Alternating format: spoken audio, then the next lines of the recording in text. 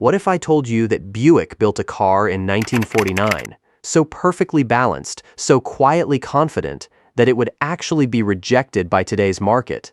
Not because it was too basic, but because it was too elegant, too honest, too restrained for an industry that now measures luxury in screen count instead of soul.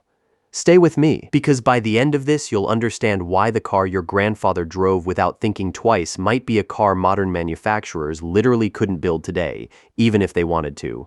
Picture 1949. The war has been over for 4 years.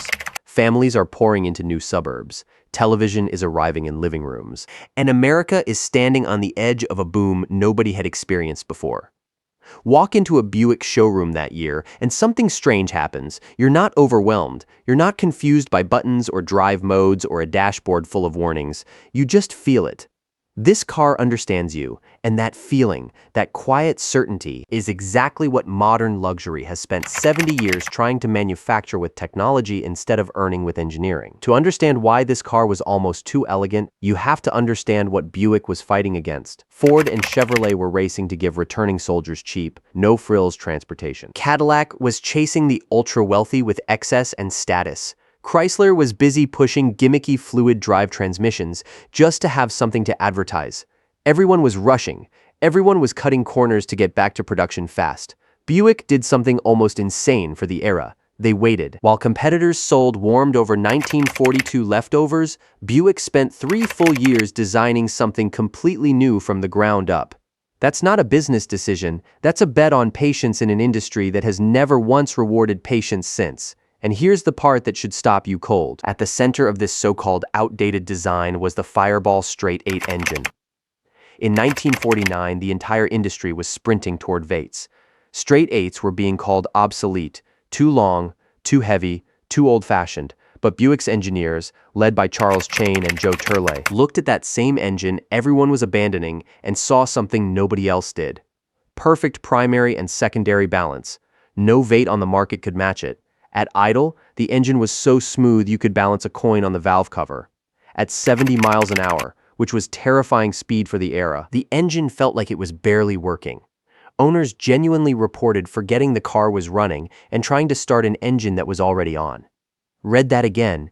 In an age before soundproofing science, before active noise cancellation, before a single computer chip existed in any car on Earth, Buick built an engine so refined that human beings couldn't tell if it was alive.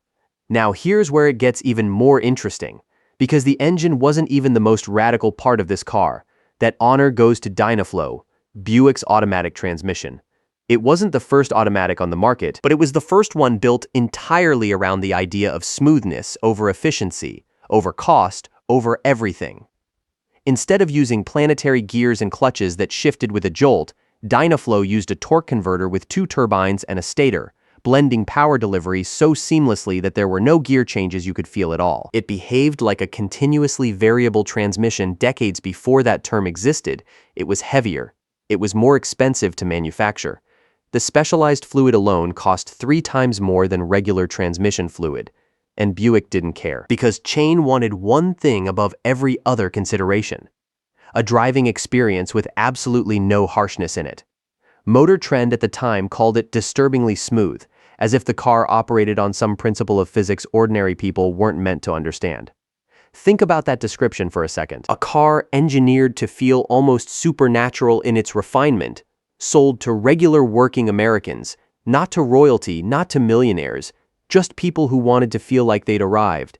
But if you think the engineering is where this story peaks, you're wrong, because the body design is where Buick basically dared the entire industry to catch up. The Special rode on a wheelbase over 120 inches. The Roadmaster stretched past 130.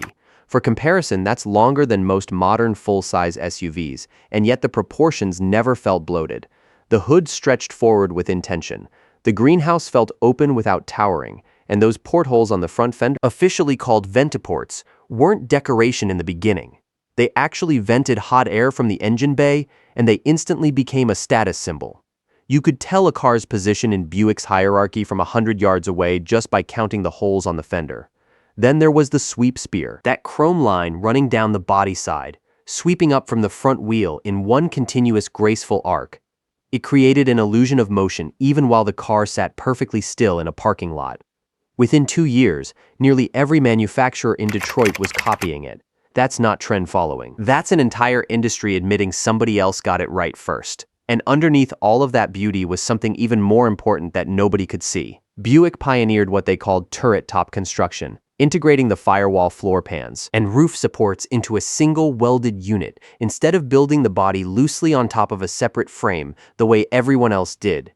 This alone increased structural rigidity by roughly 40% while cutting weight, and it eliminated the constant rattles and squeaks that plagued body-on-frame cars of the era. It's engineering you'd never notice from the driver's seat, and that's exactly the point. The best engineering in this car wasn't the part designed to impress you. It was the part designed to simply never bother you again. Now let's talk about money, because this is where the story turns from impressive to almost unbelievable. The special started at roughly $1,900, which is around $24,000 today. For that price, you got a smooth, straight 8 engine, an automatic transmission most manufacturers couldn't yet replicate, and a level of build quality that embarrassed cars costing nearly twice as much. A comparable Packard cost close to $2,900. A Cadillac Series 61 was priced similarly. Even a loaded Mercury landed around $2,400. Buick wasn't just competing in that gap between mainstream and luxury, it was obliterating it. And the sales numbers prove it wasn't just critics who noticed. Buick built well over 300,000 cars in 1949 alone, making them the 4th best-selling brand in America. But here's the number that should actually shock you. They outsold every single premium competitor combined. Cadillac, Chrysler, Packard, all of them together didn't match what Buick did alone. Internal General Motors documents from that period even show Cadillac executives were genuinely worried, because why would anyone pay $900 more for a Cadillac badge when a Roadmaster delivered 90% of the prestige with 100% of the engineering underneath it? This is where you start to understand why calling this car too elegant isn't an exaggeration. Doctors drove it, lawyers drove it, small business owners who had clawed their way up from nothing drove it. It became the default car of the successful, hardworking American, not because it screamed wealth, but because it whispered it. The smoothness of that Dynaflow transmission wasn't just a mechanical achievement, it was a social one. No jerky shifts to spill your passengers' coffee. No grinding gears to embarrass you outside church on Sunday or at the country club on Saturday. Your teenager could drive it. Your wife could drive it. Your grandmother could drive it without fear. It managed to look substantial enough to command respect and elegant enough for a night at the opera, while still being practical enough for grocery runs on a Tuesday morning. That's an almost impossible balancing act, and Buick pulled it off in a single model year. Now stay with me, because here's a detail that even most classic car obsessives completely miss. The valve lifters in that Fireball engine used a precisely machined orifice designed to deliver an exact, controlled amount of oil to the rocker arms. Too much oil and it would foam. Too little, and it would wear down prematurely. Buick's engineers spent nearly 2 years perfecting the size of those tiny holes alone. The crankshaft was forged from specialized steel with a hardness gradient built into it, harder at the journals to resist wear, slightly softer through the body to resist fatigue cracking, and balanced to a tolerance racing engines of that era couldn't even match. The paint itself used a brand new acrylic lacquer formula that held its gloss far longer than the older nitrocellulose paints everyone else was still using, applied in over a dozen coats with hand sanding between each layer. This is a car where engineers were obsessing over invisible tolerances most drivers would never consciously notice purely because they believed quality should exist even where nobody's watching. Ask yourself honestly, when was the last time you felt that level of care in something built today? And it wasn't fragile elegance either. This was a car built to be beaten senseless and come back smiling. A leading automotive journalist of the time drove a Roadmaster from New York to Los Angeles in just 52 hours, averaging over 50 miles per hour, including every single stop. And the car used only 1 quart of oil the entire trip. Buick then took a Roadmaster to their proving grounds and ran it 100,000 miles at wide-open throttle, stopping only for fuel. When they tore the engine apart afterward, bearing clearances were still within factory specification and cylinder wear was almost non-existent. The military noticed too. The Air Force ordered Roadmasters for base commander vehicles. The Army used Supers as staff cars. Even the Navy, which almost always bought Ford, ordered specials for shore duty, using completely standard, unmodified production cars. And in privateer racing, a nearly stock Roadmaster won its class in the brutal 1950 Mexican road race, averaging over 70 miles per hour across 278 miles of mostly dirt roads, while manual transmission competitors were literally stripping their own gear teeth, trying to keep up with a heavy automatic sedan built for comfort, not competition. So here's the real question this entire story leads to. Why can't we build this car today? And the honest answer is uncomfortable. It's not that the technology has regressed, it's that the philosophy has completely inverted. The 1949 Buick was built by engineers asking one single question: how perfectly can we execute the things that actually matter? Modern luxury cars ask a completely different question: how many features can we possibly add?